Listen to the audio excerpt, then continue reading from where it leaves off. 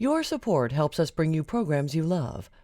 Go to wyomingpbs.org, click on Support, and become a sustaining member or an annual member. It's easy and secure. Thank you. The Pioneer Trails and the route taken by the Pony Express all cross through Wyoming.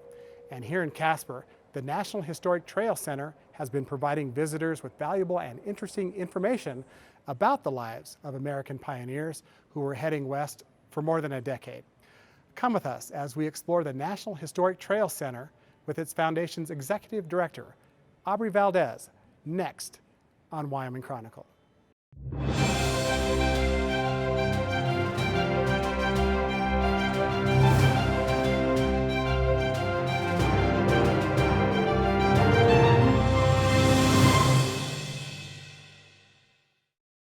And it's our pleasure to be in the National Historic Trail Center here in Casper with Aubrey Valdez, the Foundation's Executive Director. Aubrey, thank you for having us on Wyoming Chronicle. Yes, thank you for being here. We're in the beautiful Oregon Trail Gallery of the museum, but there's really a lot more to see even before we get to this point. Tell us what visitors see when they enter the museum here in Casper. Great. Well, when they come in, they notice right away that we have a rock wall, and that wall has replicas of names of pioneers and immigrants that came that are located on Register Cliff or Independence Rock. So a lot of times they're very excited that they see those names and they've seen them on those rocks. So that's very exciting.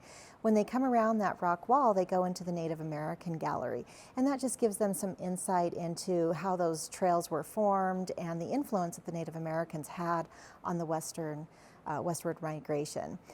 From there, they go to the U.S. West Looks West and learn a little bit more about mountain men and just the exploration of it. There's also an 18-minute introductory film that guests can watch that gives them just a brief overview of what they will expect when they come in. Beautiful panoramic film. Yes. Very, very well done. We're in the Oregon Trail Gallery. When visitors step into here, what are we seeing? So visitors love to come and take a virtual ride on our wagon and see if they can make it across the river or not. River crossings were very dangerous, and so we're trying to give them a little piece of that excitement. Did they make it? Did they not make it? They can also view other things, other stops along the Oregon Trail that people see, and then just with what were they going to take? What were they going to load their wagon with? And this is a part of Americans' history that's 150 years ago. Yes. School children come here often. Oh, yes. What's their response when they look around and understand that, boy, their lives were just different? Yes, a lot of them really have the understanding of, oh, I don't get to bring my Nintendo DS, or there wasn't electronics, so what's important? And that's even a surprise to them? It is. For some of them it is. For those students that do a lot of hunting and fishing, if you ask what were you going to take on the Oregon Trail, what would be important, they would take things that they would need to use for hunting and fishing. And we even had one girl say that she was going to take her bed. I'm going to take my bed. And when we explained, she had to carry that for 15 miles. By day 2, she didn't want her bed anymore. So it's a real eye-opening experience for them. Who generally is your market for this museum? Is it just Wyomingites in general? Do you have national class visitors? Who comes to the museum? Everyone. We've had visitors from all over the world come to this center, and that's just very exciting. Primarily from March to May, we will have school groups come in, and those are 4th graders from the state and surrounding states, Colorado, Nebraska, and Montana, and they want to learn more about the expansion.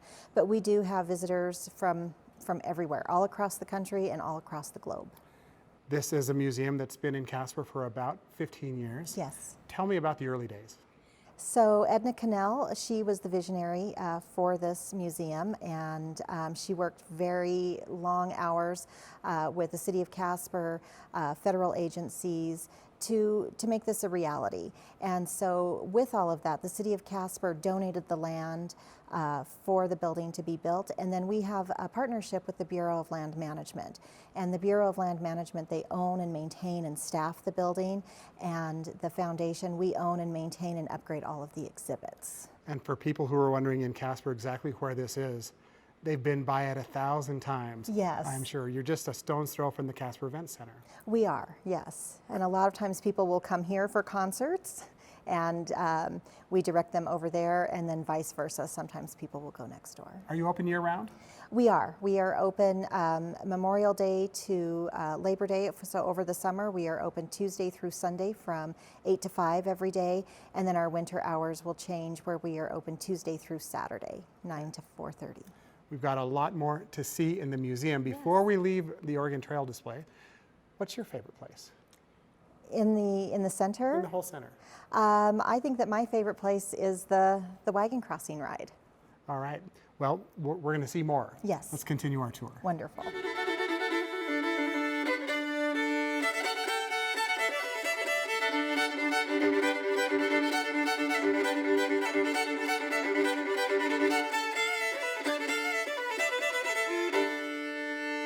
Aubrey, we just left the Oregon Trail Gallery. Yes.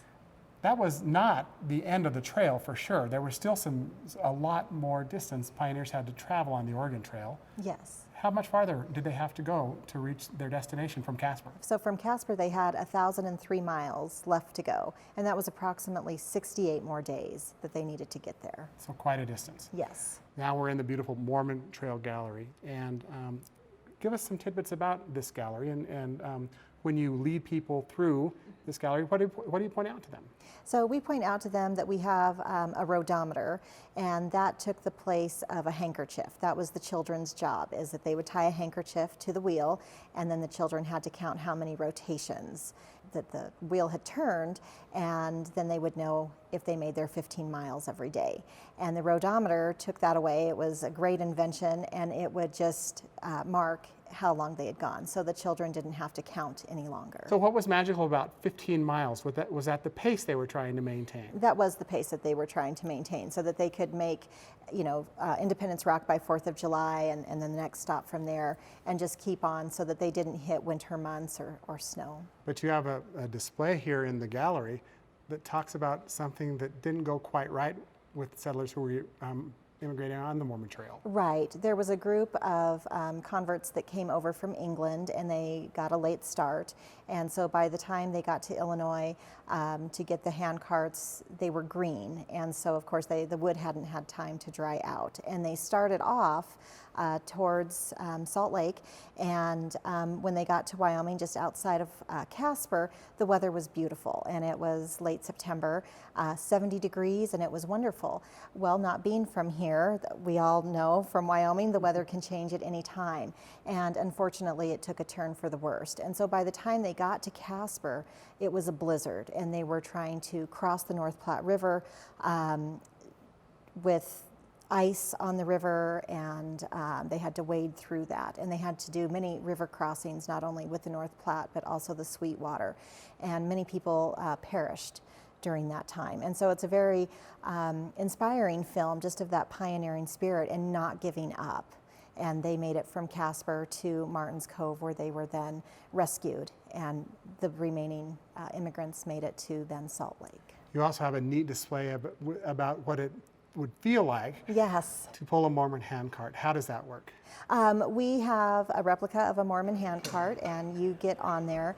It's a treadmill, and so you walk, and we have a machine that tells you that you need to keep this pace. And so we have people try to keep that pace. Could you do it for 15 miles a day? And of course, it's just one person with the handcart pulling it. But it really gives you an idea as to how heavy they were, and it's feels like you're going over the prairie. So it's a lot of fun and very challenging. Not only do you have school children come through the museum often, but you really encourage families to come to Casper, stop, and maybe instead of zipping on through Casper, to come and view what you have. Most definitely, yes. We do want people to come here and understand the history and the westward migration. We're now Casper's Visitor Center as well, and so a lot of people that are just stopping for a moment will actually take 10 or 15 minutes of their time just to briefly walk through and then come back so that they can experience more. Would you agree that there are a lot of people in Wyoming that don't know you're here? Yes, there are. I talk to people all the time in the community, especially here in Casper, and I'm always amazed at how many people have not been up here, or maybe they came 15 years ago. But we have done a lot of upgrades and added so much that it really is different than it was 15 years ago. How do you keep the doors open with funding? Because it's not expensive to come to the museum. Right. So that is where that partnership comes in. And it's wonderful because the foundation just has to focus on all funding coming to us goes right back into the exhibits. So we don't have to worry about keeping the lights on. That's where our partner comes into play. And they did a wonderful thing where in October, we were able to waive fees. So our facility is now free. We want everyone to be able to come in and enjoy, and we understand people that have small children, sometimes they can only spend 10, 15 minutes in here. And so now they have that opportunity to keep coming back and experiencing more. Not only is it beautiful inside, the outside Yes. of the historical center is just beautiful, beautiful views of Casper. Definitely, yes. And right below us, along the parkway trails, there are ruts that you can go down and see where those trails came just right underneath us. And so it's very exciting. We're going to move on to the California Gallery next. Yes. Before we do, what is the future of the National Trails Historical Center? What's on your radar? So what we're looking at doing is we want to be able to upgrade our galleries and give people more critical thinking, more hands-on, so that they can really feel like they were part of that westward migration and what did it take for everyone to go. So we're trying to incorporate new technology, but keeping it in that pioneering spirit. When people come through, they must give you feedback. Yes. What do you hear from people who visit the museum? We hear a lot. We have a new bronze collection that was donated to us. A lot of people really enjoy looking at the bronzes. And they just, everyone that comes in says, I didn't know that it was going to be like this inside. This is just amazing. So there's always positive feedback. And again, we just want to make sure that this is very family friendly. On we go through the museum. Yes. Over to the California Gallery. Definitely. Let's go. All right.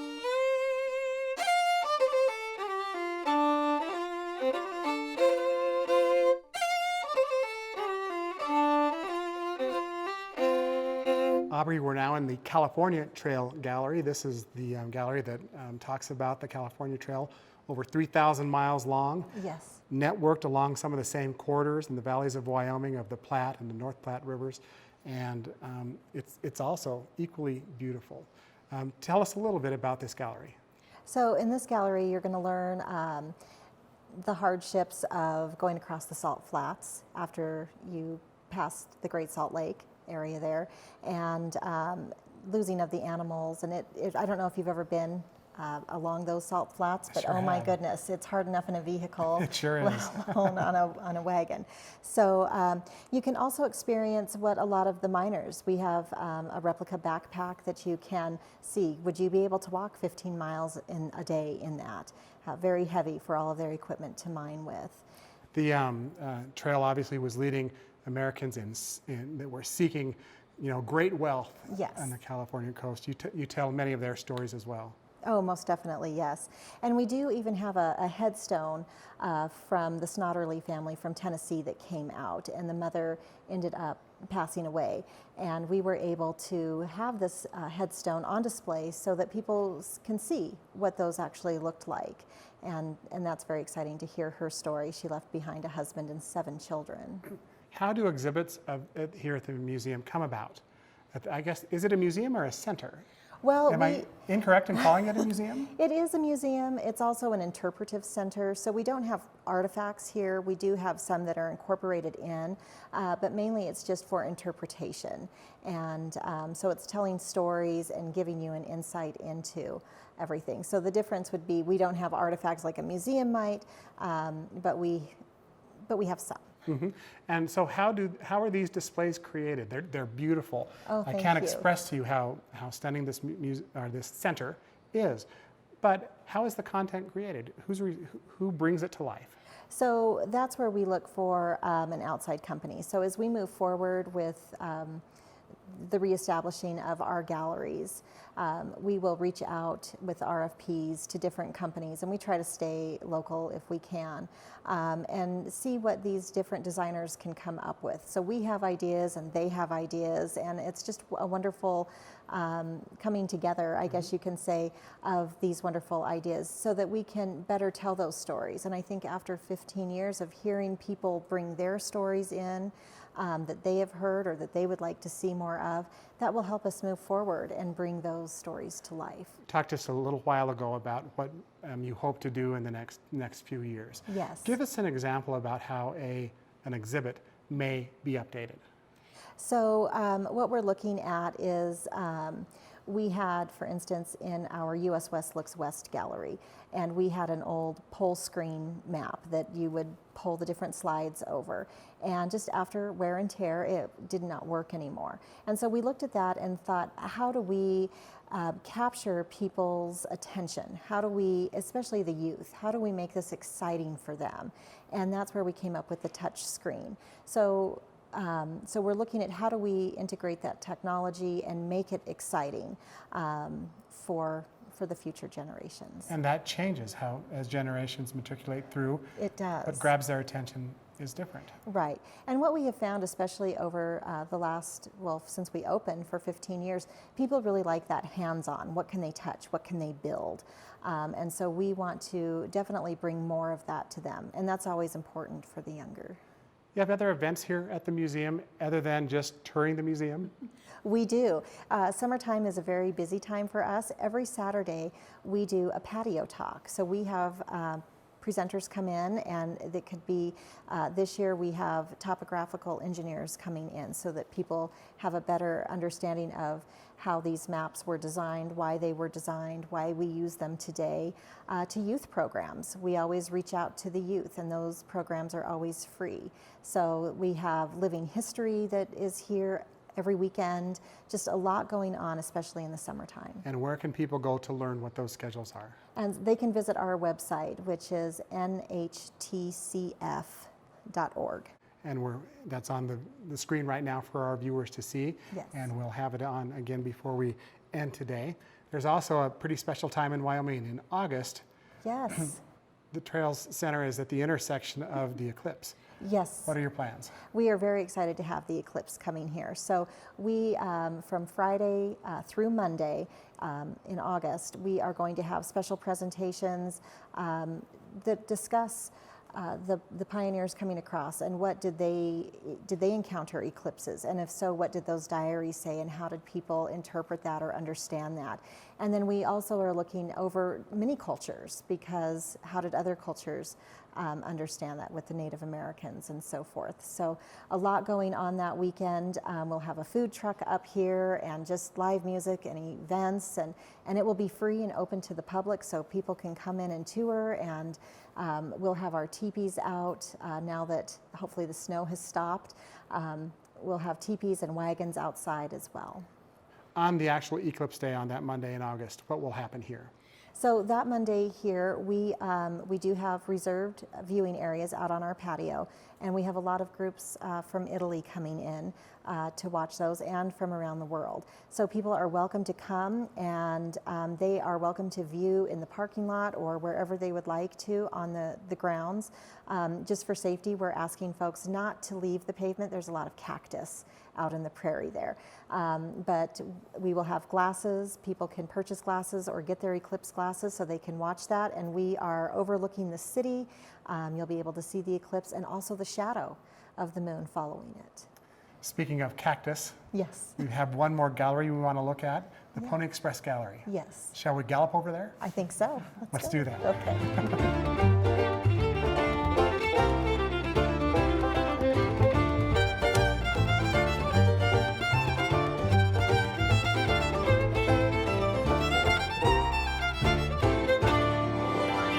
Aubrey, in 1859, the Pony Express was a mail service that brought newspapers and letters and other articles to folks, and it came right through Casper, and its history is really well documented right here. Yes. What do people see in the Pony Express Gallery? So they are going to have an understanding of just what it took to get mail from St. Joseph to Sacramento. And that was 150 horses and 25 riders, 10 days. And when they came through Casper, they had one stop here in Casper, and that was at the Fort Casper, Platte Bridge Station, just down the hill from us here. And it just really gives an insight as to how many stops along the way that they had to make, and how dangerous it could be. So they wanted the younger orphans, of course, 13 years of age usually, because they were lighter and have that sense of adventure. I'm going to read right over your shoulder a poster that's on the wall. It says, Pony Express riders wanted. Young, skinny, wiry fellows, not over 18, must be expert riders, willing to risk death daily. Orphans preferred, wages $25 a week. Yes. And how to apply. Right. And that's well documented here in the gallery. Yes. There's also a Pony Express cabin right outside. Yes, and that was built by the Pony Express riders, the chapter here in Casper, and every June they do a Pony Express re-ride that actually starts in St. Joseph, and they have riders go all the way out to California. So it's very exciting, and they'll come right through here. More about the center. A research library Yes. is new. Tell me about that. So we were very fortunate. Lee Underbrink, who has been just an amazing modern day pioneer, he passed away, but he left us all of his reading material and research material. And we have people come in all the time and they ask, do you have books that we could just, we're doing a paper, or we just want to know a little bit more about this. So we are going to be removing a display and adding in the Lee Underbrink Research Library, and that will come later this year. How exciting. Yes. There's also a lot of work that happens behind the scenes that people may not realize, but have improved technology. As technology changes, it needs to be improved to make things faster and better. What's happening behind the scenes that visitors may not realize but have happened? Right. So beginning in mid-February, we updated the brain of our system. We went from an AMX system to a Crestron system, and that just gives the functionality. So at 8:15, all of the lights and exhibits come on, and at 4:45, they all turn off. And so it's been really great because we found a lot of things that we didn't know were broken, or pieces of films that we couldn't hear any longer. So we've just upgraded all of our speakers in the theater, so the sound is so much better. It's just amazing, and we hear things that we didn't hear before. We also have laser projectors so that the film that they watch, the introduction film, is so much brighter. We've actually had board members ask if we had a new film because it looked so much better. And we'll end in that theater, if you will, in just a moment. But there, give us a feel for how many people actually come to the center each year and what its capacity could be. So each year, right now with our free admission, we are seeing that our attendance is rising. We are about 142% above average with the free admission. So we usually see around 30,000 people, and we're hoping, especially with the eclipse, that we will break that 100,000 mark. This year? This year. Annually. Aubrey, there are interactive displays in all of the galleries, but also here in the Pony Express Gallery. What can visitors come and see? So after they learn about the Pony Express, they can go over and see our telegraph station, and that, of course, replaced the Pony Express. But they can hit the wire and see how many stops it took, and then there's a wheel that spins and lets them know, was there telegraph delayed. Sometimes the buffalo would get to rubbing along those poles and knock them over. And so it's just a really interesting way for people to see what it took to get a letter or a message from one end of the country to the other. Before we move on to what greets people when they actually come into the museum, it really strikes me that this is an age-appropriate museum for little ones to older folks like me. Oh, definitely, yes. Does it make it hard to keep this center fresh for everyone? And it does. That is a challenge, but I think that most people, they want those kind of critical thinking skills from young to old, and more hands-on. What did this feel like? And that touch is very important. And that's why we're looking at trying to, with new exhibits coming in, really touch on that human experience. So, maybe sitting around a campfire, listening to people write in their journals overnight and smelling the sage burning, or buffalo chips, because sometimes that was all they had. So we want to keep it engaging for both, and that's why we're looking forward when we have the tablets come in that we're launching in July, that will hopefully bring families closer together and they can experience the trails. And these will be tablets just like this one. Yes. As they're walking through the museum, they'll be cued to notice certain things? They will, and it's going to ask, are you taking the Mormon Trail, the California, or the Oregon Trail? And each one will have a different level of difficulty, but it's kind of, the game will start out where you're in your bedroom and you're kind of teleported to the past. And so what are you going to take with you? Well, you might have your cell phone, but is that GPS going to work? So it really lets the younger generation understand that the technology that we have today was not available then. And it might just spark some things that older folks forgot that happened along the trails. But when you go into each gallery, it will also maybe ping a certain thing. So look at the bison mount, and why were the bison important, not only to the natives, but to the immigrants coming across. Well, we definitely want to show people what they see when they first come into the center. Yes. The movie is stunning.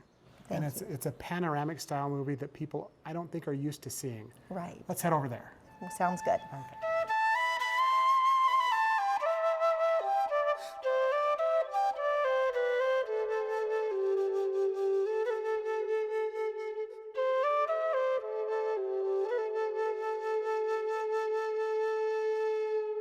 Aubrey, we have about a minute left. We're here in the Footsteps Theater. Yes. And this is what people see when they first walk in the doors of the Historic Trail Center. Why named the Footstep Theater? The name of the film is Footsteps, Footsteps to the West. And so it's just showing that, immigrants, most of them had to walk. And so it was their footsteps that came across Wyoming. And we'll show as best we can the beautiful panoramic movie that we've talked about earlier. Yes. That it really is stunning, and this is one of the upgrades that you hope to even improve upon and make better. We are, What do you want to do?